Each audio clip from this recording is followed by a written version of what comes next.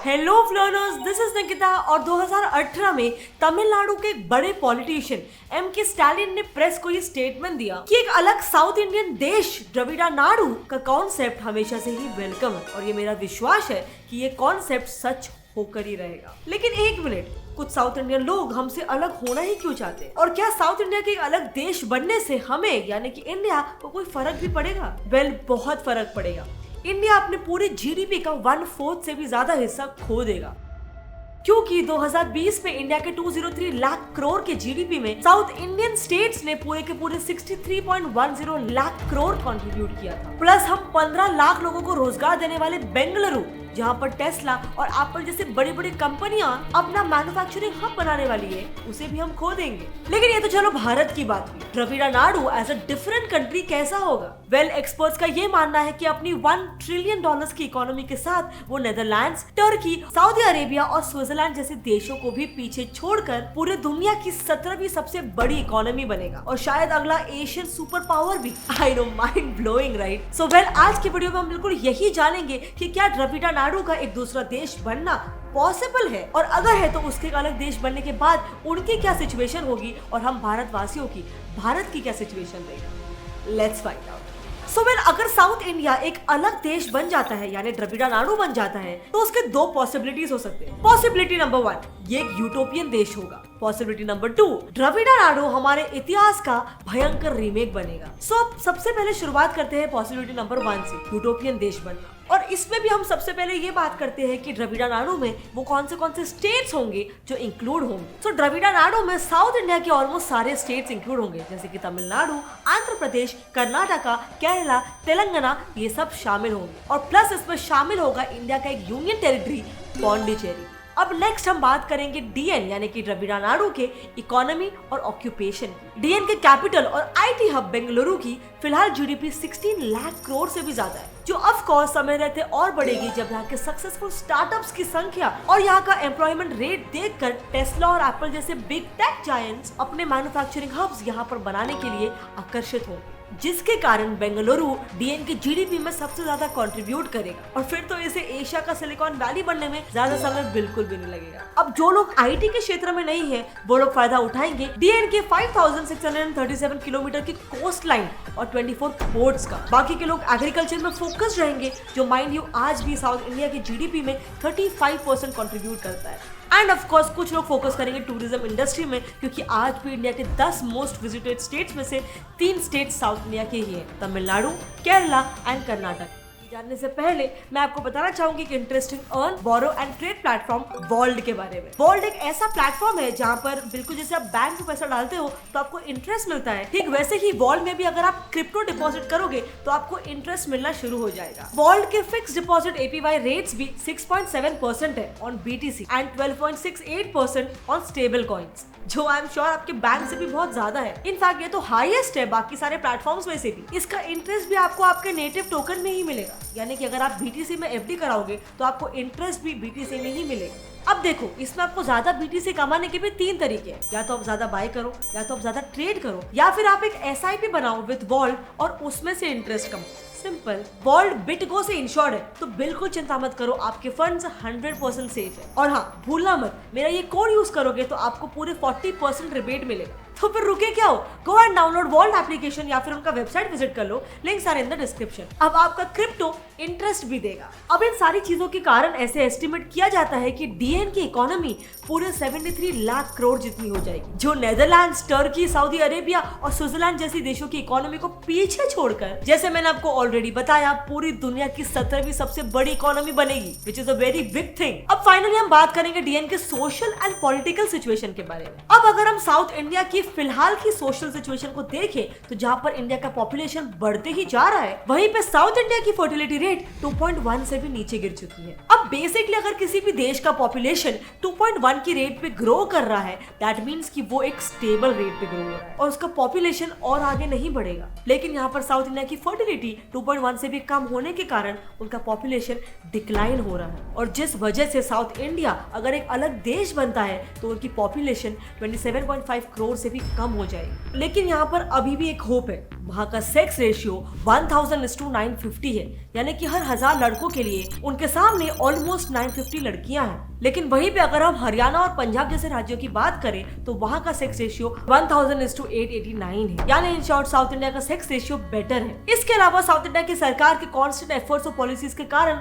आज south India की poverty rate 9% है और लिटरेसी रेट 83% हो चुकी है। सो अब इसीलिए ये सारी चीजों को देखते हुए ये कहना जायज है कि एक अलग देश बनने के बाद भी अगर साउथ इंडिया की सरकार इसी तरह से काम करती रहती है तो ऑब्वियसली ये सारे नंबर्स और ज्यादा इंप्रूव होते जाएंगे। चलो अब बात करते हैं डीएन की पॉसिबिलिटी नंबर 2 के बारे में, और यहाँ पे भी हम सबसे पहले बात करेंगे इसकी फॉर्मेशन की। अब अगर हम किसी भी देश का पार्टीशन देखें, जैसे कि इंडिया पाकिस्तान या फिर पाकिस्तान बांग्लादेश भी, हर पार्टीशन में बहुत सारा खून खराबा, दंगे फसाद, मारधाड़ हुआ ही है। और इसीलिए ये बात बिल्कुल फिक्स्ड है, ऑब्वियस है कि इंडिया और डीएन के बंटवारे के टाइम पे भी इतिहास फिर से एक बार खुद को दोहराएगा। अगर खून खराबे वाला बंटवारा हुआ तो फिर डीएन में सिर्फ साउथ इंडियन स्टेट्स ही नहीं बल्कि मे बी महाराष्ट्र और ओडिशा के भी इलाकों को जबरदस्ती इंक्लूड करवाया जा सकता है। चांसेस है इसके, स्पेशली इन स्टेट्स के वो एरियाज जहाँ पर साउथ इंडियन भाषाएं बोली जाती है। अब नेक्स्ट बात करेंगे डीएन की सोशल और पॉलिटिकल सिचुएशन के बारे में। बंटवारे के बाद डीएन के सामने दो बड़ी समस्याएं खड़ी हो जाएंगी। पहली समस्या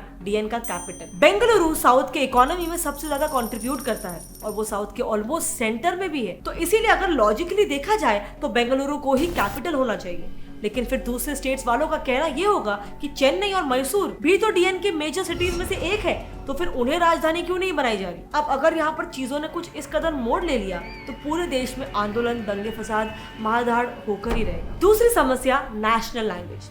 as we know south India में हिंदी भाषा इतनी प्रोमिनेंटली नहीं बोली जाती है। वहाँ के लोग या फिर मेजरली इंग्लिश में बात करते हैं या फिर अपनी खुद की बोली भाषा में। तो फिर ऐसे में तो इंग्लिश को ही नेशनल लैंग्वेज बनाना चाहिए, राइट? वेल ये चीज भी पॉसिबल नहीं है क्योंकि इसके भी दो रीजंस हैं। रीजन नंबर 1, भले ही साउथ की लिटरेसी रेट 83% है, लेकिन वहीं पे इसका मतलब ये होता है कि 17% लोग ऐसे हैं जिन्हें ना तो लिखना आता है और ना ही पढ़ना आता है और ना ही इंग्लिश लैंग्वेज आती है। और अगर हम 27.5 करोड़ लोगों का 17% देखें तो आज भी 4.6 करोड़ साउथ इंडियन लोग पढ़े लिखे नहीं हैं। रीजन नंबर 2, वहाँ के रूरल एरियाज में जो पढ़े लिखे लोग हैं भी, उन्होंने भी अपनी ही खुद की भाषा में पढ़ाई की है और ना कि इंग्लिश में। सो बेसिकली बात यह है कि डीएन के सभी स्टेट्स में कोई कॉमन लैंग्वेज ही नहीं होगी जिसमें वो आपस में कम्युनिकेट कर सकते हैं, और इस वजह से डीएन में ओवरऑल एक बड़ा कम्युनिकेशन गैप आ सकता है और हमेशा लोगों में एक लैक ऑफ यूनिटी रह सकता है। एंड अब लास्टली हम बात करेंगे हमारे ऐतिहासिक रीमेक की इकोनॉमी के बारे में। अब अगर हम देखें तो 1971 में पाकिस्तान और बांग्लादेश के बंटवारे के बाद पूरे 2 सालों तक बांग्लादेश की जीडीपी माइनस में चल रही थी और उसी दौरान पाकिस्तान की जीडीपी ने भी अपना लोवेस्ट पॉइंट हिट किया था। अब अगर इंडिया और साउथ इंडिया का भी ऐसा ही कुछ भयंकर बंटवारा होता है तो दोनों देशों की जीडीपी भी कुछ ऐसे ही नजर आएगी। प्लस बंटवारे के बाद डीएन की सरकार ऑब्वियसली डेवलपमेंट को छोड़कर, उसको रोककर बेघर लोगों को रिलीफ और रिसोर्सेज प्रोवाइड करने में अपना सारा पैसा एलोकेट करेगी, जो भी डीएन के डेवलपमेंट के लिए बहुत ही ऑब्वियसली हार्मफुल होगा। बट यार द क्वेश्चन स्टिल स्टैंड्स, आखिर वो इंडिया से अलग होना ही क्यों चाहते हैं? सो वेल इस बात के 3 रीजंस हैं। रीजन नंबर 1, अंग्रेज और उनकी डिवाइड एंड रूल पॉलिसी। अंग्रेजों ने तमिलनाडु के लिए अपनी सबसे पुरानी डिवाइड एंड रूल पॉलिसी को अपनाया था। उन्होंने ही तमिलनाडु के लोगों से ये कहा कि जो फेयर स्किन ब्राह्मण्स है वो विदेश से आए हुए आर्यंस है, उनके वंशज है, और बाकी डार्क स्किन लोग वो इंसान द्रविडियंस है। अब इस विचार को, इस आइडिया को लोगों के दिमाग में और ज्यादा इंग्रेन करने के लिए अंग्रेजों ने सिर्फ ब्राह्मण्स को ही वेस्टर्न एजुकेशन, शहरों में जॉब अपॉर्चुनिटीज और यहाँ तक कि इंडियन सिविल सर्विसेज के एग्जाम देने का भी मौका दिया था। अब इस वजह से ऑब्वियसली 2 चीजें हुई। पहली, फिर एक बार ब्राह्मण्स को बाकी लोगों के सामने एक ऊंचा दर्जा देकर बाकी लोगों के साथ ऑब्वियसली भेदभाव हुआ। और दूसरी, 1920s में तमिलनाडु के लोकल गवर्नमेंट में 70% से भी ज्यादा पोस्ट सिर्फ ब्राह्मण्स के पास थे। इनफैक्ट अंग्रेज और उनकी डिवाइड एंड रूल पॉलिसी एक इंपॉर्टेंट रीजन हो सकता है कि क्यों नॉर्थ इंडिया और साउथ इंडिया में इतने डिफरेंसेस हैं। Differences with respect to facial structure, skin colour और यहाँ तक कि हमारे कल्चर और ट्रेडिशंस भी। अब अगर आपको इस पे डिटेल वीडियो चाहिए तो हमने ऑलरेडी बना रखी है, आप ऊपर आई बटन पे क्लिक करके वो वीडियो को देख सकते हैं। वो वीडियो क्लियरली इस बात पे जिक्र करता है कि क्यों नॉर्थ इंडिया और साउथ इंडिया में काफी सारे डिफरेंसेस हैं। अब चलो इसके बाद आता है रीजन नंबर 2, जस्टिस पार्टी यानी कि जेपी। अब इसमें हम सबसे पहले बात करेंगे कि जेपी की शुरुआत कैसे हुई। अब तमिलनाडु के बढ़ते भेदभाव को देखकर 1916 में जस्टिस पार्टी की स्थापना हुई थी। इस जस्टिस पार्टी ने भेदभाव पर आवाज उठाकर लोगों का समर्थन और 1920s के इलेक्शंस दोनों ही जीत गए थे। एंड जिसके बाद उनकी सरकार ने नॉन ब्राह्मण्स को भी वेस्टर्न एजुकेशन और गवर्नमेंट जॉब्स में रिजर्वेशन देकर उन्हें ऊपर उठाने का काम किया। अब यहाँ पे देखते देखते ये हो गया कि उनकी जस्टिस पार्टी की भेदभाव के खिलाफ की ये लड़ाई तमिल लोगों के लिए एक अलग देश की लड़ाई बन चुकी थी, जिसका श्रेय जाता है तमिलनाडु के तब के CN अन्नादुरई और सोशल एक्टिविस्ट पेरियर रामासामी को। अब पहले तो DN के इस काल्पनिक देश में सिर्फ तमिलनाडु ही शामिल था, पर फिर देखते देखते इसमें तेलंगाना, आंध्र प्रदेश, केरला, कर्नाटका और पौंडीचेरी और यहाँ तक तो श्रीलंका और महाराष्ट्र के भी कुछ इलाके शामिल हो गए थे। आई नो, सुन के थोड़ा सा वियर्ड लगता है, लेकिन फिर इवेंचुअली DN के सपने का अंत होने लगा था, जिसके भी 3 मेजर कारण थे। कारण नंबर 1, शक। दूसरे साउथ इंडियन स्टेट्स के लोगों के मन में ये शक आने लगा था कि अगर CN अन्नादुरई के लीडरशिप में द्रविड़ नाडु बना तो वहाँ पर तमिल लोगों का वर्चस्व ज्यादा होगा और बाकी लोगों का इतना नहीं होगा। कारण नंबर 2, स्टेट्स का बाइफर्केशन। 1956 में इंडिया के सारे राज्यों को फिर से एक बार बाइफर्केट किया गया, बट इस बार भाषा के बेसिस पे, लैंग्वेज के बेसिस पे, जिस वजह से द्रविड़ नाडु को सपोर्ट करने वाले लोग आपस में ही और ज्यादा बढ़ गए। कारण number 3, ban on separatist movements. 1963 में जवाहरलाल नेहरू ने किसी भी किस्म के सेपरेटिस्ट मूवमेंट्स को पूरी तरह से गैर कानूनी करार दिया था और यही कुछ रीजंस बने जिसकी वजह से मे बी आज तक ये कभी पॉसिबल नहीं हो पाया। अब हम फाइनली बात करते हैं कि क्यों हमारे ही भाई साउथ इंडियंस हमसे अलग होना चाहते हैं। उसके रीजन नंबर 3 की 15th finance commission. 15th finance commission से पहले तक का बजट और टैक्स एलोकेशन 1940 के पॉपुलेशन सेंसस के बेसिस पर बनता था, जब नॉर्थ इंडियन स्टेट्स और साउथ इंडियन स्टेट्स का पॉपुलेशन लगभग सेम ही था। बट अभी इन कुछ सालों में नॉर्थ इंडिया का पॉपुलेशन पूरे 139% से बढ़ चुका है और वहीं पे साउथ इंडिया का पॉपुलेशन, जैसे हम पहले ही जान चुके हैं, स्टेबल लेवल से भी कम पर ग्रो हो रहा है। अब इसमें प्रॉब्लम ये है कि ऑलरेडी साउथ के स्टेट्स को जितना टैक्स वो भर रहे हैं उतनी सुविधाएं उनको सेंट्रल गवर्नमेंट से नहीं मिल रही है, तो इसीलिए उन्हें ऐसा लगता है कि उनके दिए हुए टैक्सेस से उनका नहीं बल्कि नॉर्थ का डेवलपमेंट होता है। अब ये बात अगर देखा जाए ना तो कुछ ग्राउंड्स पर सच भी है, क्योंकि समझो अगर हम तमिलनाडु द्वारा गवर्नमेंट को दिए गए टैक्स को तमिलनाडु के पॉपुलेशन से डिवाइड करते हैं तो अप्रोक्सीमेटली वहाँ का हर इंसान सरकार को 18,500 रुपीज का टैक्स भरता है, लेकिन इतना टैक्स देने के बावजूद उस इंसान को गवर्नमेंट से सिर्फ 6,200 की सब्सिडीज और सुविधाएं रिटर्न में मिलती है। और वहीं पे दूसरी तरफ अगर बिहार का एक व्यक्ति सरकार को 7,200 का टैक्स भरता है तो उसके बदले में उसको 30,400 की सुविधाएं मिलती है।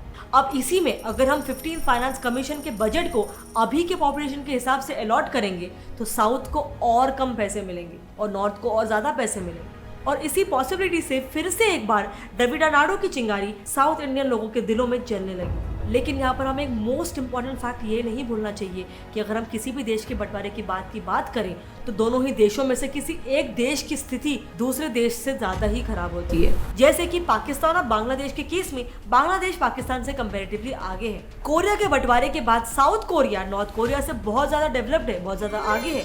सो अब यहाँ पर क्वेश्चन ये आता है कि अगर इंडिया और साउथ इंडिया का बंटवारा होता है तो आपको क्या लगता है कौन सा देश किससे ज्यादा आगे होगा और ज्यादा डेवलप्ड होगा? आपकी जो भी ओपिनियन है मेरे साथ नीचे कमेंट सेक्शन में शेयर करना। I would love to know. अगर आपको आज के इस वीडियो से कुछ भी नया सीखने मिला, उसमें कुछ भी बात लगी, तो इस वीडियो को जितना हो सके अपने फ्रेंड्स और फैमिली में शेयर करो और इस वीडियो को एक लाइक कर दो। अगर आपको आगे भी ऐसे ही इंफोटेनमेंट और इंटरेस्टिंग एजुकेशनल वीडियोस देखते रहने हैं तो मेरे चैनल गेट्स इट लर्न को सब्सक्राइब कर दो और वो नीचे दिया गया बेल आइकन भी दबाओ विद ऑलवेज का ऑप्शन ऑन करके, वरना आप लर्न की नेक्स्ट वीडियो की नोटिफिकेशन को मिस कर दोगे। मिलते हैं अगले वीडियो में, तब तक के लिए कीप लर्निंग, कीप ग्रोइंग। जय हिंद।